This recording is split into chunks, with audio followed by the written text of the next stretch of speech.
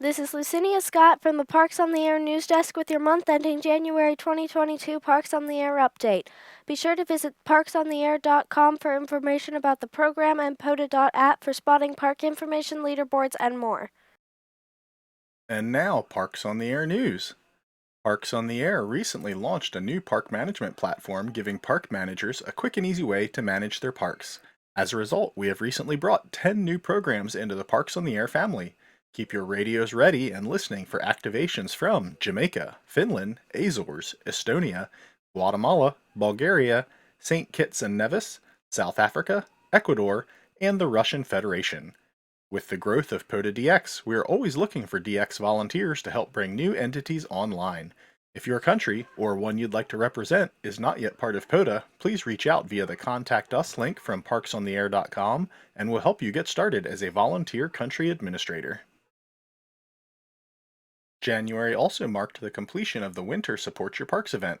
In spite of the cold, 582 activators put 747 parks on the air from 23 different DX entities, with WA7PBE making the most activator QSOs, KE0MME activating the most parks. On the hunting side, N3XLS made the most hunter QSOs and also hunted the most parks. In DX during the event, VE3XNS made the most DX QSOs as an activator, and JF7RJM activated the most parks. In the club category, K4YTZ took home the prize as the club that made the most QSOs during the 2-day weekend. And now for the monthly stats update. Beginning in 2022, we'll be shifting our focus during the monthly updates to spend more time talking about the number of activations. After all, that's what POTA is all about. Winter is certainly not slowing down the amount of activity in POTA. During the month of January, there were 7,702 activations out of 8,016 attempts, made by 1,472 activators from 3,105 different parks located in 32 different DX entities. The top activator for the month was K4NYM, who did 142 activations from 62 different parks. The top hunters for the month were CU3HY, who hunted 909 parks, and N3XLS, who made 1,662 QSOs as a hunter. We'd like to call special attention to the fact that this was the first time a DX station topped the overall charts during our monthly updates. Congratulations, Mike. In our POTA DX corner, just like last month, England was our Region 1 leader with 42 activations, Canada was our Region 2 leader with approximately 315 activations, and Japan was our Region 3 leader with 299 activations. The top DX activator for the month was JF7RJM with 59 activations from 45 different parks. Congratulations to JF7RJM and Japan for the first month where the DX category charts were topped by a station outside of Region 2. And last but not least, let's check in on the progress of the Bailey Sprott Challenge. In 2021, N5HA and W9AV each managed to hunt a park every single day.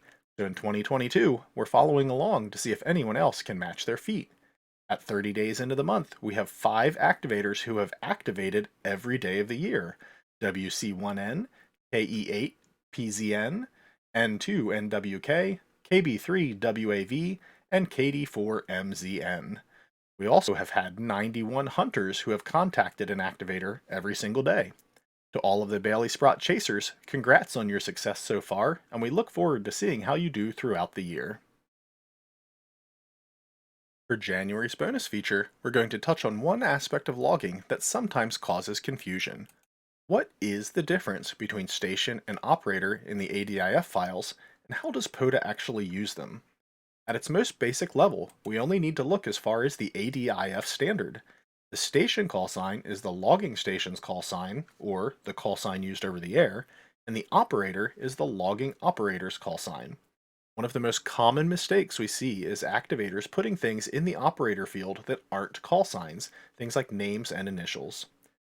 In most situations, when an activator is out by themselves, they are both the station and the operator and should have their call sign in both fields. The only scenario in POTA where you would normally have a different station and operator is when you are doing a club activation. The call sign being given over the air is something different from your own. Refer back to the ATIF definition of the logging station's call sign, i.e. the call sign used over the air.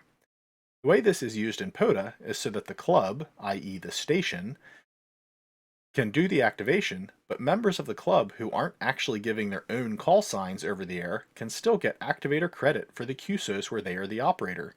Because this is a single contact, it is stored once and the hunter gets credit for one QSO. The station and operator fields are not intended to be a way to shortcut logging if two people are activating together and giving both call signs over the air. If this is done, the system would behave as though one of the activators was a club and the other was an individual. This would only store one QSO and the hunter would only get one credit.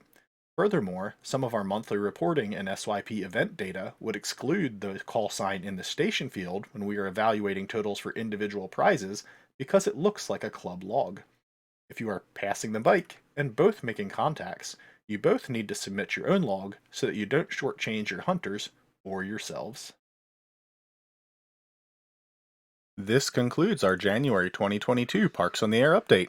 Thank you to everyone who provided pictures for us to share during the video updates. We'll be cycling through them over the next several months. If you have pictures you'd like to see during the video version of these updates, send them to November 3 Victor Echo Mike at parksontheair.com.